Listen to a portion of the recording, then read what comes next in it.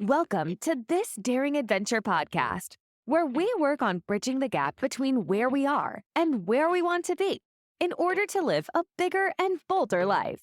In this podcast, we will provide inspiration, tips, and skills you need to make your life the adventure you want it to be. Here's your host, mindset mentor, and life coach, Trista Gurdon. Hey, everybody. Welcome to another episode of The Daring Adventure. This is episode 58, The Power of Self-Image. I actually already recorded this episode, and for some reason, the internet didn't capture it. And so I have to redo it. And it's going to be even better. That's my thought. It's going to be even better than it was before.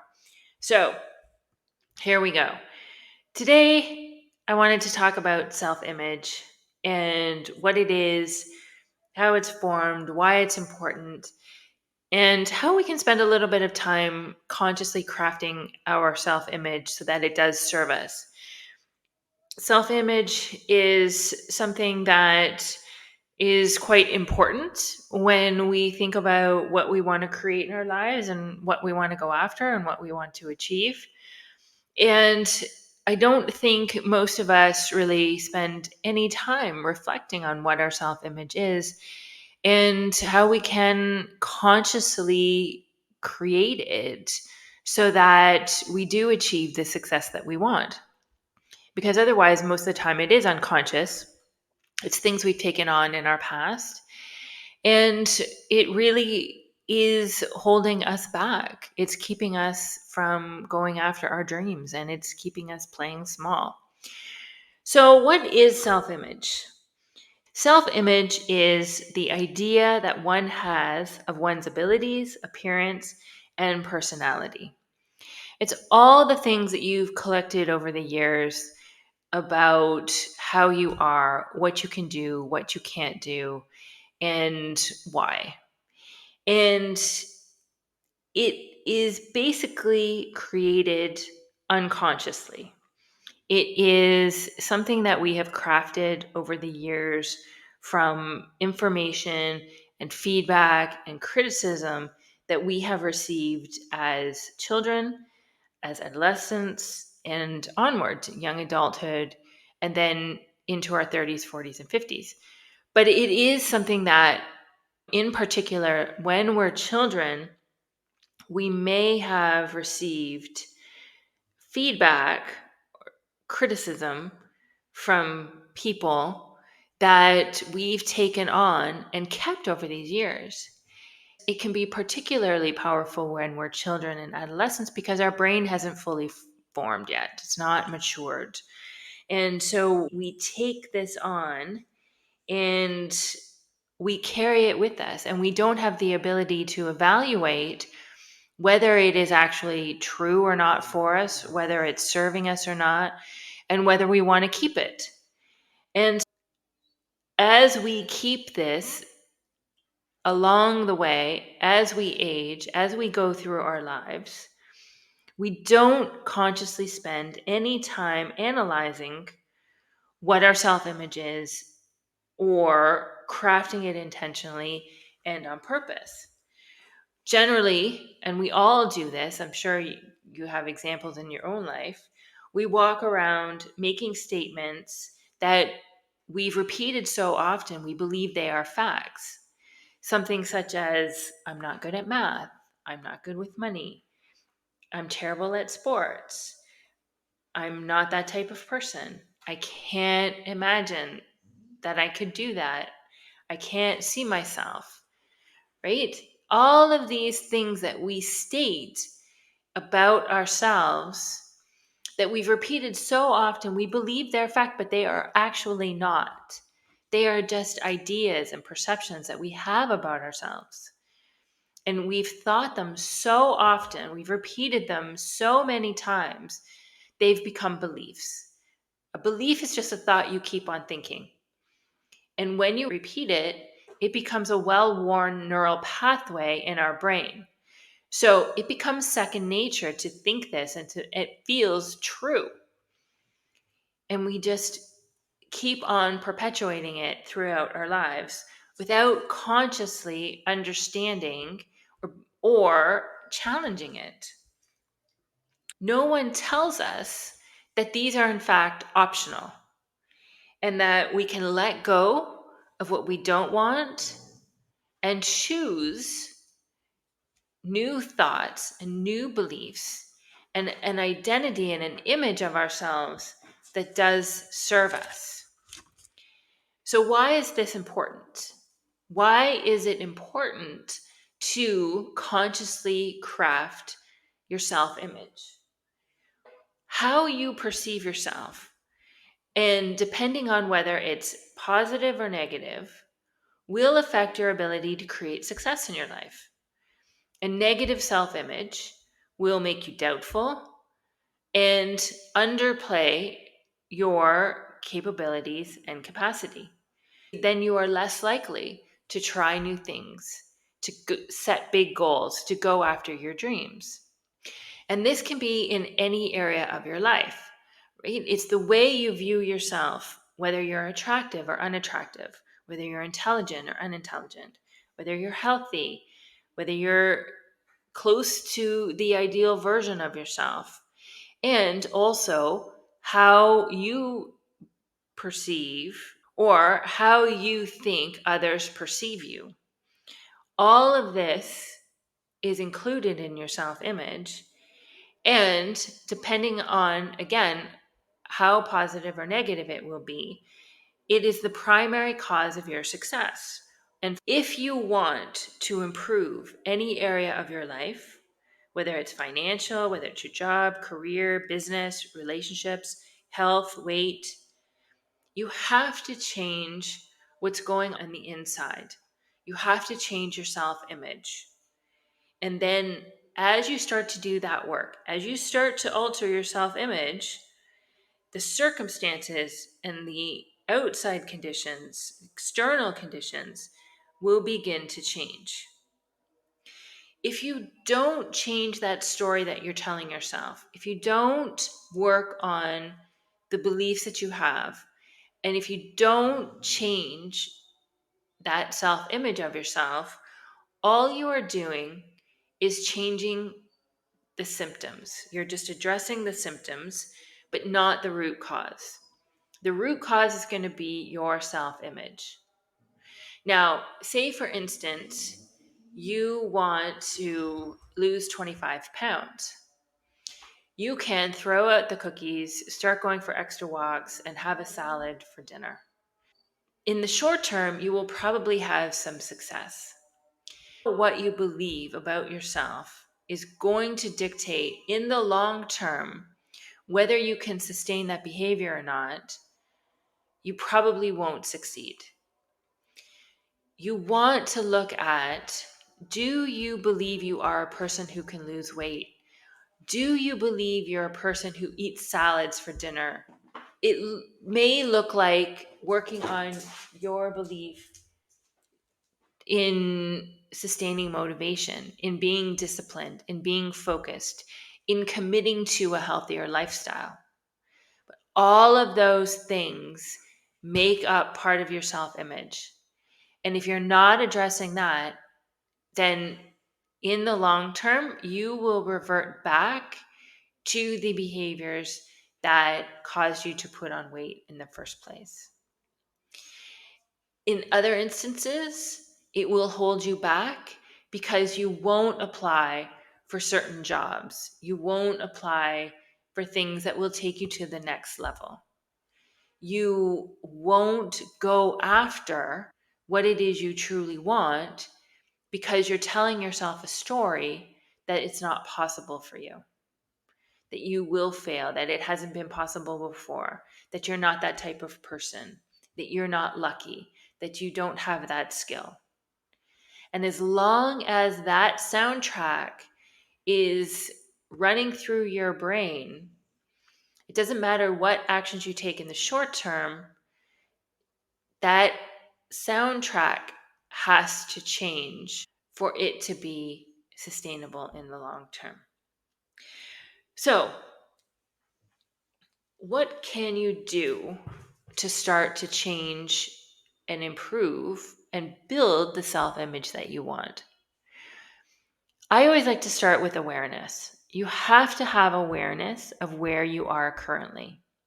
Start by making a list of everything that makes you who you are, everything you think about yourself, maybe everything that you've been criticized about or told, given feedback, positive or negative, that you have taken on and that you still think about, good or bad, everything in between.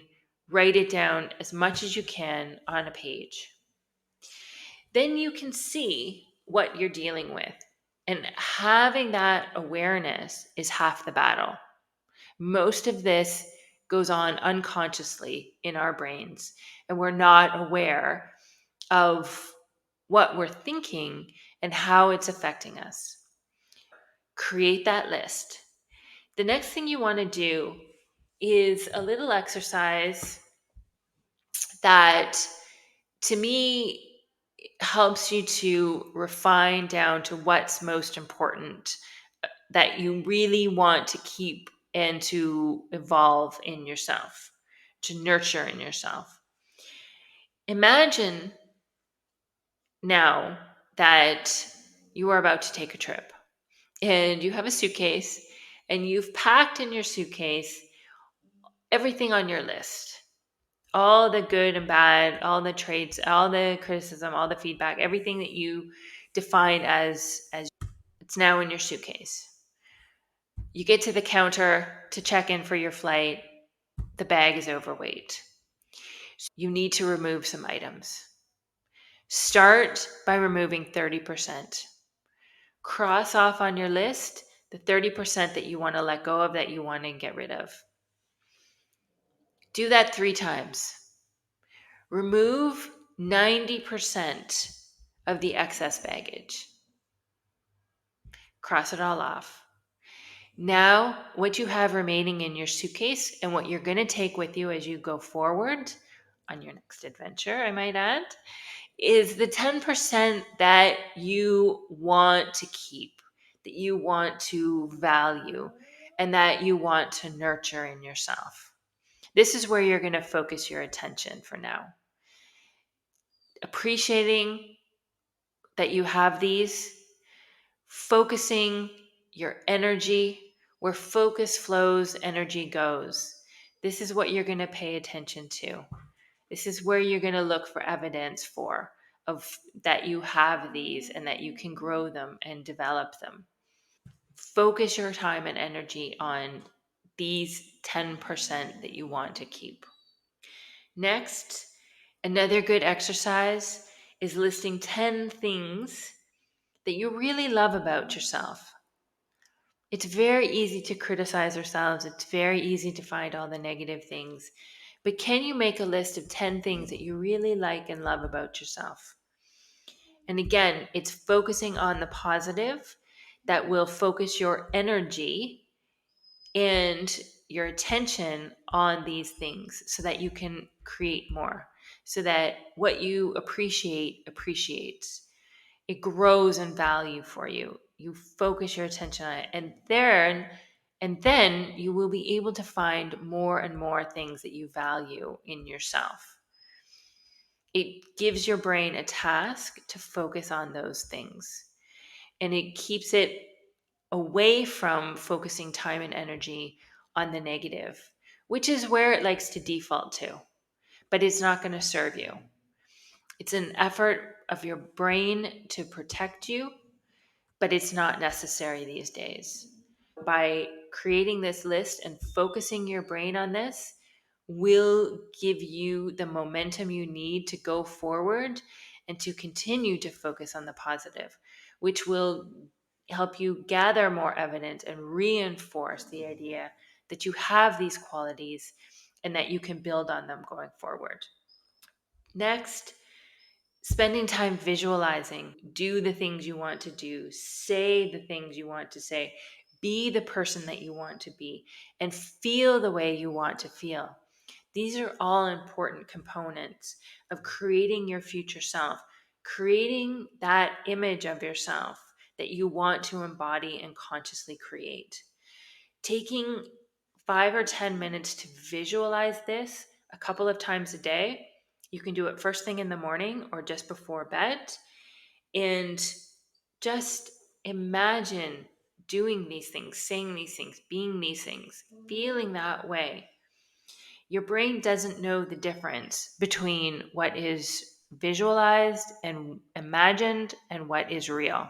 It will work to close that gap.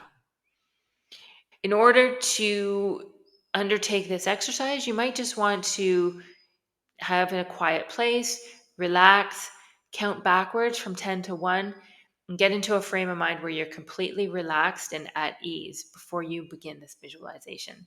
But the visualization is something that I always recommend to my clients. It's a powerful way to start consciously creating what it is you want in your life when it comes to yourself and your self image. Next, journal. If you caught my last episode 57 on journaling, you know I'm a big fan of it. And I always recommend this to my clients as well. Write down what it is you want to create. This can tie in nicely to the visualization exercise. What are the traits? What are the values? What are the skills? How are you showing up? What are you feeling? What are you saying? Write it all down. The writing of it is a powerful tool as well. It crystallizes it, brings it to your attention, and it focuses your brain again on what you want to create. So, taking the time, do them both can be really powerful. Finally, you can act as if. Acting as if. Imagine that you are already that person with that self image. Imagine that you already embody those traits. You are her. You talk like her. You feel like her. Can you spend a few minutes each day acting as if you were already her? The brain will want to close that gap. It doesn't know whether it is real or not. And when you're acting as if, it doesn't know the difference. And so it will start to make that easier for your brain to embody. You will get more comfortable and it will become a pattern and a habit in yourself and will become easier and easier as you go forward and go through your days. So, self image is a really important part of the work that we do in coaching, and in particular, the work that I do with my clients. You can see how the nature of your self image is so important to whether you can achieve success in your life and whether you will go after your goals and create the life that you truly want for yourself. Often we are stuck because we have this negative story in our heads about who we are and what's possible for us. We allow it to unconsciously define what our capabilities and capacities are. But spending time uncovering what's going on unconsciously in our minds, unraveling it, and then deciding on purpose who we want to become, what our self image is some of the most powerful work we can do together. And once you have that foundation, and this is the foundation of that relationship with yourself, which is the most important relationship you will ever have, you have that foundation, it carries you forward into growing and evolving and transforming yourself and your life into what it is you want. So, if you're interested in learning more, if you want to start doing that work of uncovering what's going on for you and what your self image is, I invite you to a private 45-minute coaching session with me. It's free and it's an opportunity for you to invest a little time in yourself and your life to uncover what your beliefs are and what your self image is and how you can start to change that for yourself. It's a great opportunity to bring any issue that you wish and get coached. I will also tell you about my 3-month coaching program, which is a bespoke program helping women get unstuck. You don't have to play small or hold yourself back any longer. I can help you take your life to the next level. All right, that's what I have for you today. Thank you so much for joining me. If you're listening to this before February 17th, I will be offering a free masterclass on overcoming inaction. It is an opportunity for you to learn more about why you're not taking the action that you know you want to take in your life. We're all falling prey to this in some respect or another. We're stuck in saying what we want to do, but not taking the action to actually do it. So come learn. We'll talk all about why you're doing this and how to overcome it. The link will be in the show notes, and you can register for the Zoom webinar in advance. If you can't catch it live, I will be providing a replay for you. Thanks, everybody. Have a great week. Bye-bye. Thank you for listening to This Daring Adventure podcast with your host, Trista Gurton. We hope you enjoyed the tips and conversations on how to get excited about life again. As always, you can head to tristagurton.com for additional resources and to book a one-on-one coaching session. You can also follow Trista on Instagram at Trista V. Gurton. Don't forget to subscribe, rate, and review us on Apple Podcasts. Thanks again for tuning in, and we'll see you next time.